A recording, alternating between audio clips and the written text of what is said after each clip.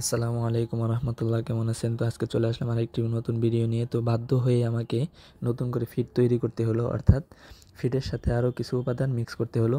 তো এর জন্য আমার অনেক ক্ষতি হয়েছে, অর্থাৎ আমি যে জায়গাতে রয়েছি এই জায়গাতে তেমন ভালো কোনো ফিড পাওয়া যায় না, যার জন্য আমার পাখিগুলো অসুস্থ হয়ে গেছে। অর্থাৎ এখন পর্যন্ত ডিম দিচ্ছে না ওদের ভিতরে, অর্থাৎ ওদের শরীরে ক্যালসিয়াম বা ভিটামিনের ঘাটতি দেখা দিয়েছে, যার জন্য আমাকে এই কাজগুলো করতে হলো।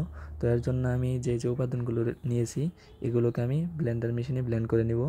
তো এই উপাদানগুলো আমি ব্লেন্ড করার পূর্বে যখন বাজার থেকে কিনে নিয়ে আসছি, কিনে আনার পরে আমি এগুলোকে আগুনে ভেজে নিয়েছি। ভেজে এগুলোকে ভালোভাবে মচমচে করে নিয়েছি, যেন ব্লেন্ডার মেশিনে দেওয়ার সাথে সাথে যেন এগুলো গুঁড়ো হয়ে যায়।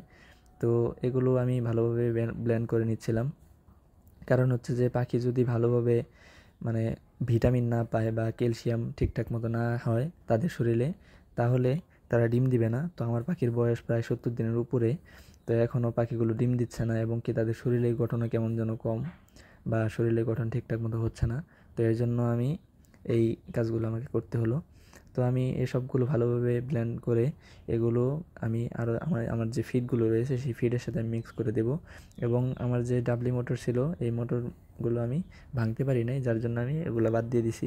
তো আরও যে উপাদানগুলো ছিল সবগুলো আমি ফিডের সাথে ভালোভাবে মিক্স করে নিব।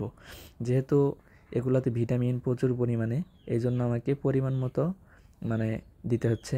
তো এর মাঝখানে আপনাদেরকে আর কিছু কথা বলে নিই, সেটা হচ্ছে যে আপনাদের যদি হোয়াইট জেন কটনিক্সের বীজ ডিম অথবা বাচ্চা লাগে, অবশ্যই আমার নাম্বার দেওয়া থাকবে, স্ক্রিনে নাম্বার দেওয়া থাকবে, এবং কি ডিসক্রিপশন বক্সেও আপনারা নাম্বার পেয়ে যাবেন। তো সেই নাম্বারে আপনারা যোগাযোগ করতে পারেন। যদি আপনাদের লাগে অবশ্যই আমি আপনাদেরকে ভালো কোয়ালিটির কম দামের ভিতরে বাচ্চা দেওয়ার চেষ্টা করব অথবা ডিম দেওয়ার চেষ্টা করব। কিন্তু অবশ্যই আপনাদেরকে হোয়াটসঅ্যাপ বা ইমোতে আমাকে মেসেজ বা কল করতে পারবেন।